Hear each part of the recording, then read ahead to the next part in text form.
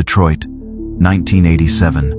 An 18-year-old high school senior with a promising future vanished without a trace.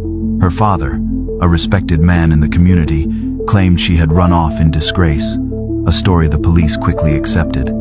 For 24 years, her mother lived with the monster who had created the lie, never knowing her daughter was imprisoned in a secret chamber just one floor below. Then, a neighbor's home renovation broke through a shared basement wall, exposing a secret that had been buried for a generation. Before I begin, thank you for watching. I'd love to know in the comments where you're watching from and what time it is there.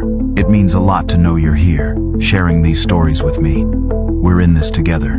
In the Detroit of 1987, a city of fierce pride and slow, grinding decay, Aaliyah Monroe was a defiant act of hope. At 18, she was a high school senior on the cusp of escaping the gravitational pull of the neighborhood's low expectations.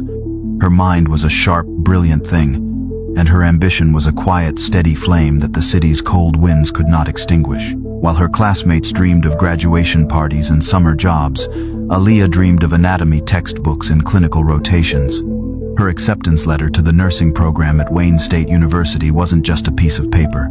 It was a passport, a declaration of independence, a promise of a future she was determined to build for herself.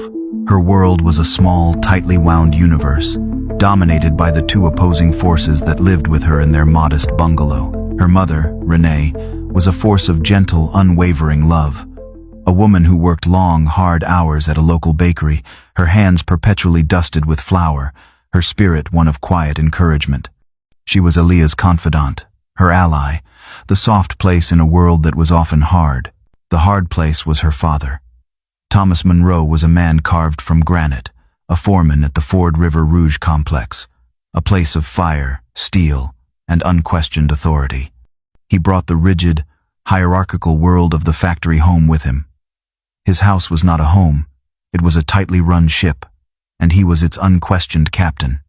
His rules were absolute, his expectations were rigid, and his love was a conditional, suffocating thing that was contingent on perfect, unquestioning obedience.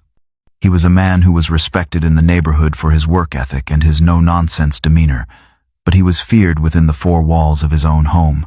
Aaliyah's ambition was, in her father's eyes, not a source of pride, but an act of rebellion.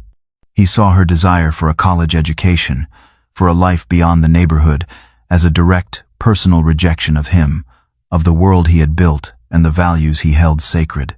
He had a different plan for her, a sensible